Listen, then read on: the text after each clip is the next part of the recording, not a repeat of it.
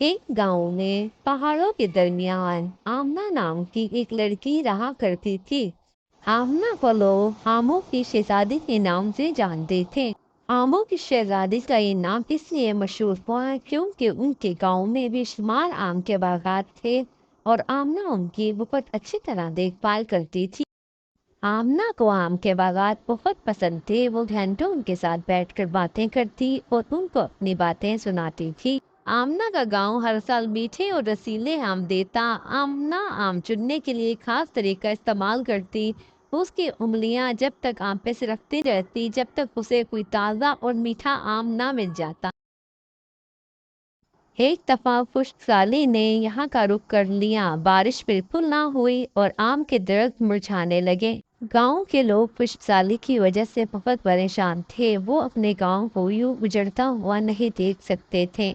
आमना अपने प्यारे पौधों को इस तरह मुरझाते हुए मरते हुए नहीं देख सकती थी।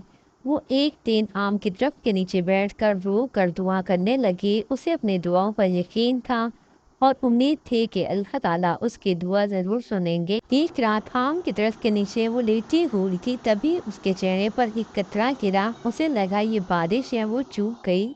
उसे अपनी दुआओं पर यकीन था और सामने का मंजर देखकर वो बहुत खुश हुई क्योंकि काले बादल बहुत जोर से बारिश बरसा रहे थे। आमना और गांव के तमाम लोग अपने अपने घरों से निकलकर अल्लाह का शुक्र अदा करने लगे।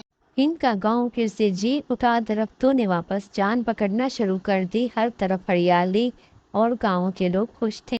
आमना इसी तरह दरख्तों की परवरिश करती रही और फसलें अच्छी होती रही। लोग दूर दराज से आमना को आम की शहजादी के नाम से जानने लगे।